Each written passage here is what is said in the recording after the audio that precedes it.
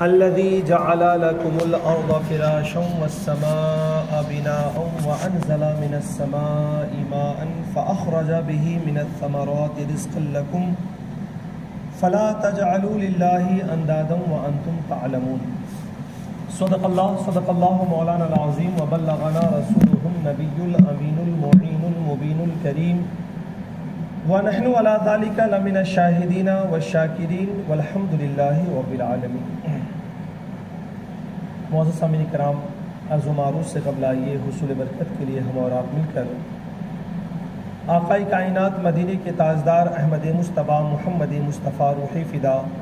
صلی اللہ تعالی علیہ وسلم کی بارگاہ بے کس پناہ میں ہدیہ درود و سلام نچھاور کر لے. پڑھی باواز بلند اللہم صلی علی سیدنا و شفیعنا و نبینا و مولانا محمد بارک وسلم صلاۃ و سلام علیک یا سیدی یا حبیبی یا رسول اللہ صلی اللہ تعالی علیہ وسلم. ہم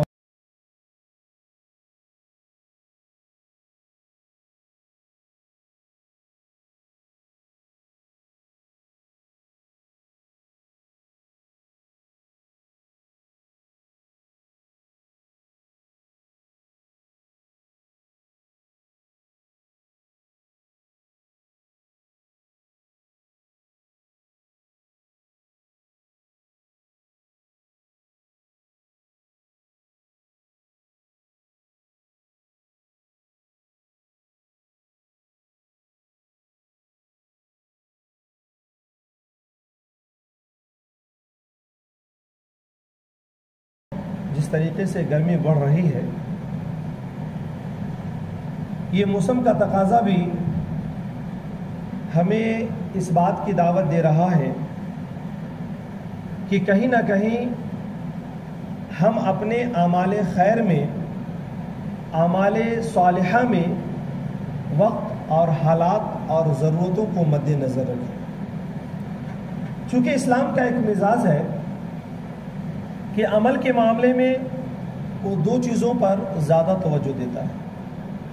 ایک یہ کہ انسان عمل کے معاملے میں خدا کی راہ میں ان چیزوں کو خرچ کرے جس سے وہ محبت کرتا ہے، جو اسے پسند ہے اسے اللہ کی راہ میں وہ قربانیاں دیں، اور اسی کے ساتھ ساتھ اس بات کی طرف بھی رہنمائی کرتا ہے کہ وقت کس چیز کا تقاضا کرتا ہے، حالات کس چیز کا مطالبہ کر رہے ہیں، وقت کی ضرورت کیا ہے، اس کے حساب سے خرچ بھی کیا جائے اور عملی تقاضوں کو پورا کیا جائے. ورنہ انسان صرف اپنے من پسند کے خرچ میں لگ جائے اور وقت اور حالات کی ضرورتوں کو سامنے نہ رکھے تو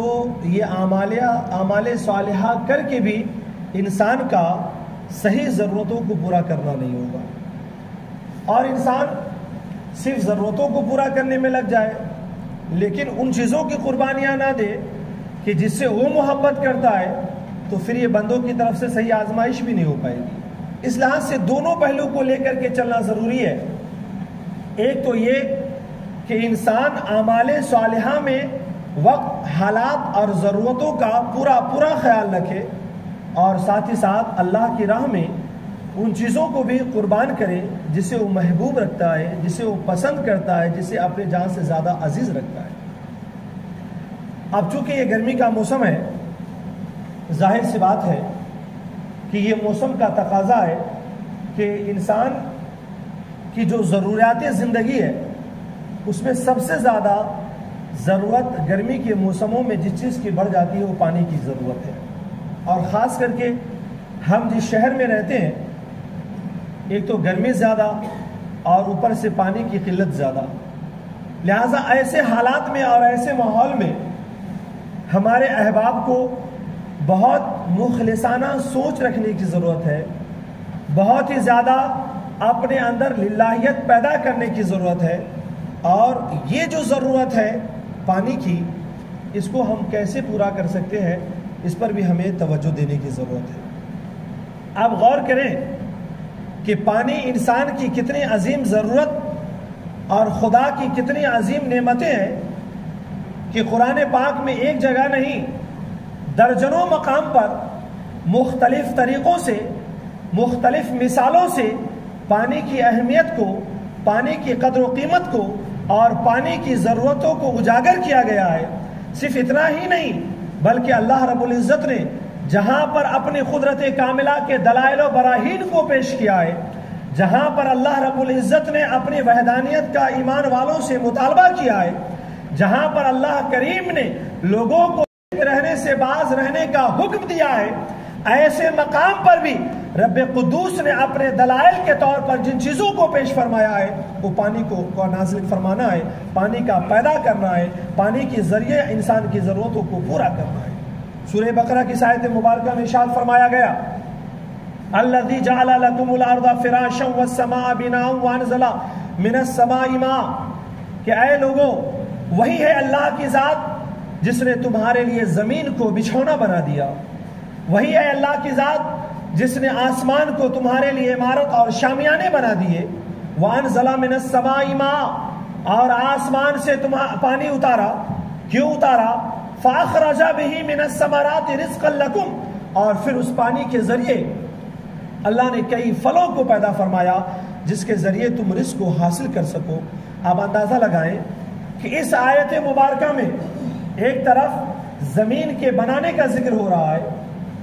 دوسری طرف آسمان کے بنانے کا ذکر ہو رہا ہے، اور تیسری طرف آسمان سے پانی کو نازل کرنے کا ذکر ہو رہا ہے، اور پھر ان اللہ رب العزت نے دلائل کو بیان کرنے کے بعد فرمایا کہ جب تم میری قدرت کاملہ کو دیکھ رہے ہو کہ زمین کو ہم نے تمہارے لیے بچھونا بنایا کہ تم اس پر چل بھی سکو، تم اس میں کاشت بھی کر سکو، تم اس پر اپنے مکانات بھی بنا سکو، اتنا بھی میں نے سخت نہ بنایا کہ تم اس میں مکان کی تعمیر نہ کرو، میں نے اتنا بھی نرم نہ بنایا کہ تم چل نہ سکو، تمہاری ساری ضرورتیں زمین سے کیسے پوری ہوگی میں نے اسی حساب سے بنایا ہے، میں نے آسمان کو تمہارے لیے شامیانہ بنا دیا، ہم نے پانی کو نازل فرمایا۔ جب تم ان ساری چیزوں کو دیکھ رہے ہو تو سنو فلا تجعلوا للہ اندادا، تو سنو جان بوجھ کر کے وانتم تعلمون، اور جان بوجھ کر کے تم اللہ کا کسی کو شریک نہ ٹھہراؤ۔ یعنی جب اللہ رب العزت نے یہ مطالبہ فرمایا کہ تم خدا کا کسی کو شریک نہ ٹھہراؤ، تو اللہ رب العزت نے اپنی وحدانیت پر جو دلیلیں پیش فرمائی وہ زمین کا پیدا کیا جانا، آسمان کا پیدا کیا جانا اور آسمان سے بارش کو نازل کیا جانا، اللہ رب العزت نے اپنی وحدانیت پر بطور دلائل ان چیزوں کو پیش فرمایا۔ اور صرف اسی مقام پر نہیں بلکہ کئی مقام پر اللہ رب العزت نے ان ساری چیزوں کو بڑے واضح لفظوں میں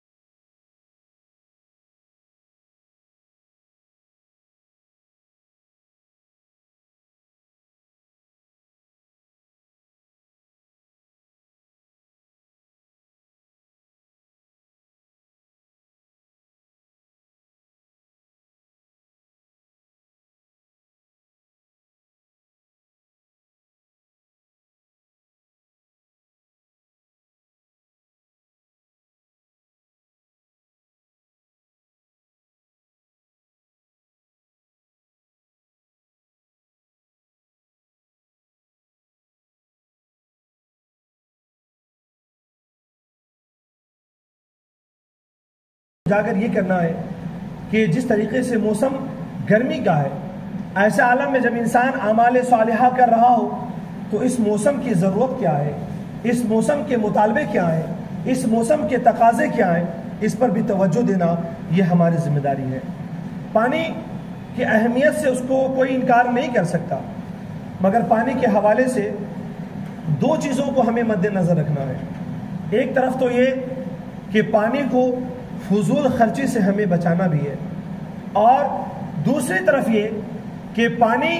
کی ضرورتیں کیا ہیں اور کیسے پوری کی جا سکتی ہے، اس پر ہمیں توجہ دینے کی سخت ضرورت ہے۔ ورنہ آج ہمارا حال یہ ہو چکا ہے کہ اگر ہمارے پاس سہولتیں ہیں تو ہم یہ سوچتے ہیں کہ یہ ساری چیز ہماری ہے، ہم جیسے چاہیں خرچ کر دیں، یعنی نہ انسان کی ضرورتوں کا خیال ہوتا ہے، نہ خود خدا کی بارگاہ میں حساب دینے کا خیال ہوتا ہے۔ ایک طرف ہم فضول خرچوں کے شکار ہوتے چلے جاتے ہیں، دوسری طرف اسی چیزوں کی ضرورت امت مسلمہ کو کیسے ہے، عوام الناس کو کیسے ہے، اس کی طرف ہماری کوئی توجہ نہیں ہوتی ہے۔ آج دیکھیں حالات کیسے ہیں پانی کے حوالے سے، کہ ایک طرف پانی کی قلت کا عالم یہ ہے کہ خواتین، مرد اور بچے گھڑا لے کر سڑکوں پر احتجاج کر رہے ہیں کہ پانی کی ہمیں قلت ہے، پانی کی ہمیں ضرورت ہے، پانی جتنی ضرورتیں ہمیں ہیں وہ پوری ضرورتیں نہیں ہو رہی ہیں۔ ایک طرف ہماری صورتحال یہ ہے، دوسری طرف ان لوگوں کو بھی آپ دیکھ لیں کہ جن کے پاس پانیوں کی سہولتیں ہیں، آج عالم یہ ہے کہ پانی کو بے تحاشا بہاتے ہوئے نظر آ رہے ہیں۔ آج جو ضرورتیں انسان پر جو چیزیں خرچ ہونی چاہیے اس کو آج سڑکوں پہ بہاتے ہوئے نظر آ رہے ہیں، آج اسے پیڑ پودوں کے حوالے کرتے ہوئے نظر آ رہے ہیں، اور ہم بھی یہ بھول گئے کہ ہمیں اس چیزوں کو کہاں پر خرچ کرنا چاہیے، کس طریقے سے ہمیں اسراف اور فضول خرچیوں سے بچنا چاہیے۔ ان چیزوں کے تقاضوں کو ہم نے فراموش کر دیا۔ صحیح بات تو یہ ہے کہ اگر پانی کی قلت کا احساس ہے تو کہیں نہ کہیں یہ بھی ہمارا اعمال بد ہے، کہیں نہ کہیں ہمیں گناہوں نے آج اس بوجھ تلے دبا دیا ہے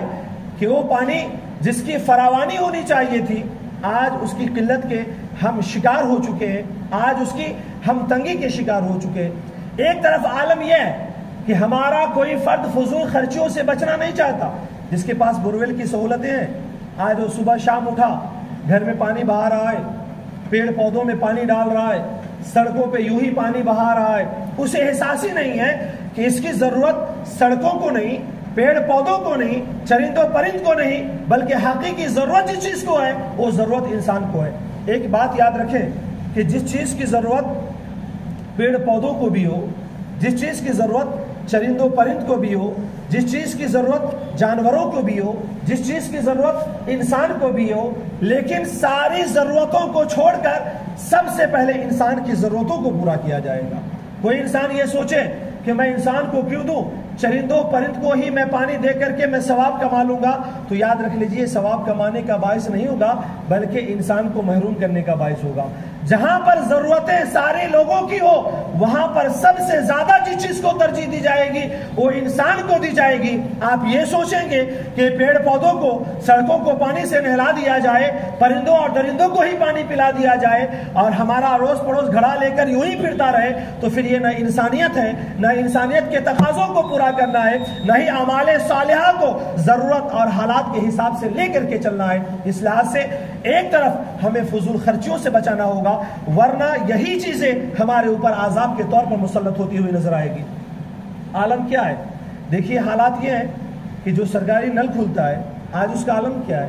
پانی ایسا ہمیں ملتا ہے کہ جو پانی پینے کے لائق نہیں ہے۔ اگر آپ 3-4 دن اگر اس پانی کو چھوڑ دیں تو اس کے اندر کیڑے پھل جاتے ہیں، اس پانی کے اندر بدبوئیں پھیلنے لگتی ہے۔ آخر ایسا کیوں؟ کہیں نہ کہیں انسان کی سازشوں کا حصہ ہے کہ عام انسانوں کو اچھے پانی سے محروم رکھا جا رہا ہے، عام انسانوں کو بہترین پانی سے محروم رکھا گیا، اور اس میں بھی انسان ہی سازش کر رہا ہے کہ اگر وہ پانی اچھا نہ دیا جائے تو پھر ہم پانی کا کاروبار کریں گے، ہم پانی کو بیچیں گے، پانی کے ذریعے ہم معیشت پر قابض ہوں گے۔ آخر یہ حالات بھی کس نے پیدا کیے؟ آپ دیکھیں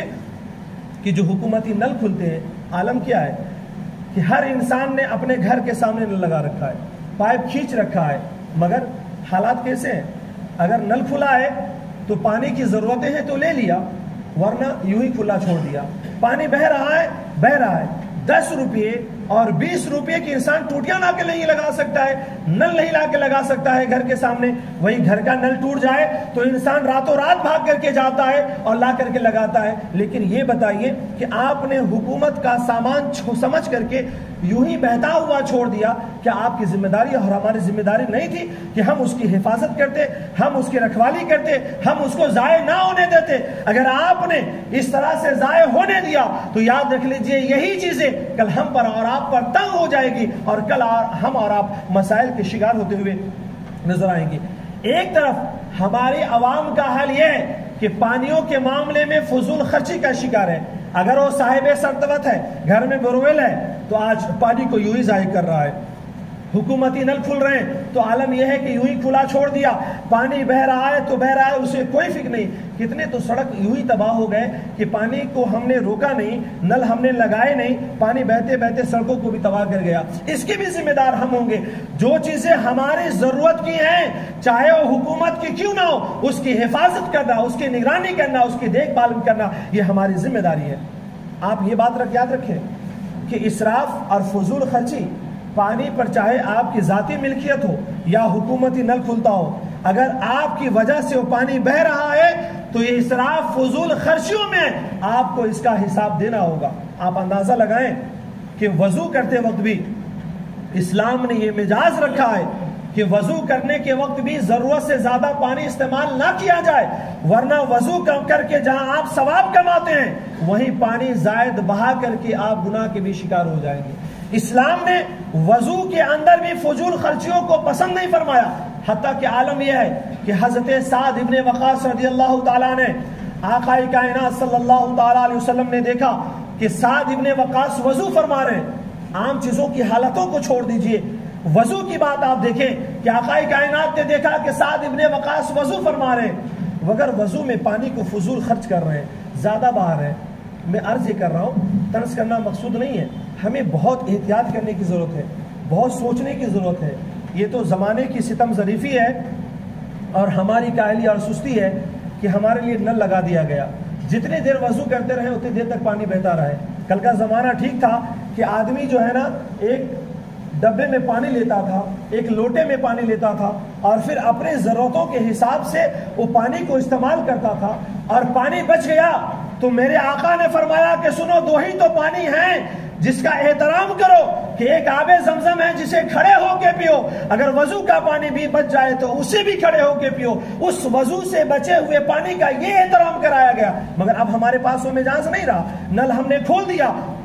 جب تک وضو کرتے رہے پانی بہتا رہے، پانی ضائع ہوتا رہے، ہمیں ذرہ برابر اس کا احساس نہیں ہے۔ کاش خدا کرے کہ ہمیں یہ شعور آئے کہ وضو میں ہم پانی کو فضول خرچی سے بچائیں، اس کا حساب ہمیں رب کی بارگاہ میں دینا ہوگا۔ یا تو نل کم کھولے یا ہاتھوں میں لیں، نل کو بند کریں، پھر ضرورت کے حساب سے استعمال کریں۔ حضرت سعد ابن وقاص کو آقا کائنات نے دیکھا کہ سعد ابن وقاص پانی کو فضول بہا رہے ہیں۔ آقا کائنات صلی اللہ علیہ وسلم نے فرمایا، اے سعد، پانی کو ضائع نہ کرو، پانی کو بچاؤ۔ حضرت سعد ابن وقاص فرماتے ہیں، یا رسول اللہ، کیا پانی کو بھی ضائع کرنا ہے؟ کیا پانی میں بھی فضول خرچی ہے؟ تو آقا کائنات صلی اللہ علیہ وسلم نے ارشاد فرمایا کہ اے سعد ابن وقاص، وضو کے اندر پانی کو زائد خرچ کرنا یہ اسراف اور فضول خرچی ہے، حتیٰ کہ تم بہتے ہوئے نہر میں بھی وضو کر رہے ہو تو وہاں پر بھی ضرورت سے زائد استعمال کرنے کی تمہیں اجازت نہیں ہے۔ آپ اندازہ لگائیں کہ نلوں کے اندر زیادہ پانی بہانا درکنار، میرے آقا نے پانی کی حفاظت کا کیا طریقہ بیان فرمایا، اتنا بیان فرمایا کہ پانی کو فضول خرچ نہ کرو، حتیٰ کہ بہتا ہوا نہر بھی، بہتی ہوئی نہر بھی ہے اور اس میں پانی بہ رہا ہو تو وہاں بھی تمہیں استعمال کرنا ہے تو تمہیں ضرورت کے حساب سے کرنا ہے، ضرورت سے زائد پانی کو استعمال نہیں کرنا ہے۔ آپ اندازہ لگائیں کہ جو مذہب مہذب پانی کی اتنی حفاظت کی تاکید کرتا ہو، پانی کو فضول نہ بہانے کی تاکید کر رہا ہو، آج ہمارا عالم یہ ہے کہ ہم کس طریقے سے پانی کو نہیں بہا رہے ہیں۔ ٹوٹیوں سے اگر گرم پانی نکل رہا ہے بہنے دو، جب تک ٹھنڈا پانی نہیں آئے گا ہم وضو نہیں کریں گے، غسل نہیں کریں گے۔ ٹھنڈی کے ایام میں پانی کو ہم نے گرم کرنے رکھا ہے، جب تک نلوں سے ٹھنڈا پانی آ رہا ہے ہم بہا رہے ہیں، جب تک گرم نہیں آئے گا وضو نہیں کریں گے، غسل نہیں کریں گے۔ آپ اندازہ لگائیں ہم نے کیا مزاج بنا رکھا ہے۔ آخر ہم چاہیں تو ان پانیوں کو بچا سکتے ہیں، جو پانیوں کو ضائع کر رہے ہیں اور بہا رہے ہیں اسے ہم رکھ سکتے ہیں، دوسرے استعمال میں لا سکتے ہیں، دوسرے وقت میں استعمال میں لا سکتے ہیں، لیکن آپ اندازہ لگائیں جس اسلام نے اتنا خوبصورت مزاج دیا ہو پانی کی حفاظت کا، پانی کی حفاظت کا اتنا اچھا مزاج دیا اسلام نے کہ شام ہو جائے تو مشکیزے کو ڈھک دو تاکہ اس پانی کے اندر کوئی چیز گر نہ جائے اور ضائع نہ ہو جائے۔ پانی کی حفاظت کی اتنا احترام اسلام نے بیان کیا کہ جب تم صبح بیدار ہو جاؤ تو پہلے ہاتھوں کو گٹھے تک دھو، پھر پانی والے برتن میں ہاتھ ڈالو، ایسا نہ ہو کہ تمہارے ہاتھ میں کوئی چیز لگی ہو اور پانی میں ڈال دو اور پانی ضائع ہو جائے۔ آپ اندازہ لگائیں پانی کی حفاظت کی تاکید جس اسلام نے اتنی کی ہو، جس پانی کو فضول بہانے سے اسلام نے اتنی تاکید کی ہو، آج اس پانی کی حفاظت کے سلسلے میں جو ہمارا عمل ہے ہم اس کو اچھی طرح جان رہے ہیں۔ آپ اندازہ لگائیں کہ ہم اور آپ وضو کرتے ہیں 5-5 لیٹر پانی بہا دیتے ہیں. آپ اندازہ لگائیں کہ یقین جانیے 5 لیٹر پانی وضو کے لیے کبھی ضرورت نہیں ہے. اللہ کے رسول صلی اللہ علیہ وسلم کے بارے میں آتا ہے کہ اللہ کے رسول 1 سا سے وضو فرمایا کرتے تھے اور 4 سا کچھ زائد پانی سے آپ غسل فرمایا کرتے تھے. آج جدید وزن کے مطابق 1 سا پانی 1 لیٹر سے کچھ زائد پانی ہے. 4 سا 5 لیٹر کے قریب پانی ہے. گویا کہ اللہ کے رسول 1 لیٹر پانی سے آپ وضو فرما لیا کرتے تھے اور 5 لیٹر قریب پانی سے آپ غسل فرما لیا کرتے تھے. آپ اندازہ لگائیں جس نبی کریم صلی اللہ علیہ وسلم نے پانی کے استعمال کے معاملے میں اتنا احتیاط برتا ہو کہ وضو جیسی عبادت میں بھی 1 لیٹر پانی کے اندر آپ استعمال فرما رہے ہو. آج ہمارا حال یہ ہے کہ پانی کو یوں ہی ضائع کر رہے ہیں اور ہمیں ذرہ برابر بھی احساس رہی ہے کہ اس پانی کی ضرورت کسی کو ہے بھی یا پانی یوں ہی فضول خرچے ضائع کر رہے ہیں، اس کا ہمیں ذرہ برابر احساس نہیں ہے. پانیوں کے معاملے میں ہمیں بہت حساس ہونے کی ضرورت ہے. پانیوں کے معاملے میں ہمیں بہت محتاط ہونے کی ضرورت ہے. پانیوں کے معاملے میں خود بھی احتیاطی سے بچنے کی ضرورت ہے اور پانیوں کے معاملے میں اپنی اولادوں کو بھی تاکید کرنے کی ضرورت ہے کہ پانی کو یوں ہی ضائع نہ کیا جائے. ایک طرف تو ہمارا عالم یہ ہونا چاہیے کہ ہم پانیوں کو فضول ضائع نہ کریں، جتنی ضرورت ہے اتنا ہی استعمال کریں. آپ اندازہ لگائیں ہمارا عالم یہ ہے کہ گلاس میں پانی پیتے ہیں اور آدھا پانی یوں ہی چھوڑ کے چلے جاتے ہیں. آپ ہوٹلوں میں جا کر کے دیکھیے، جن کے پاس پیسوں کی سہولتیں ہیں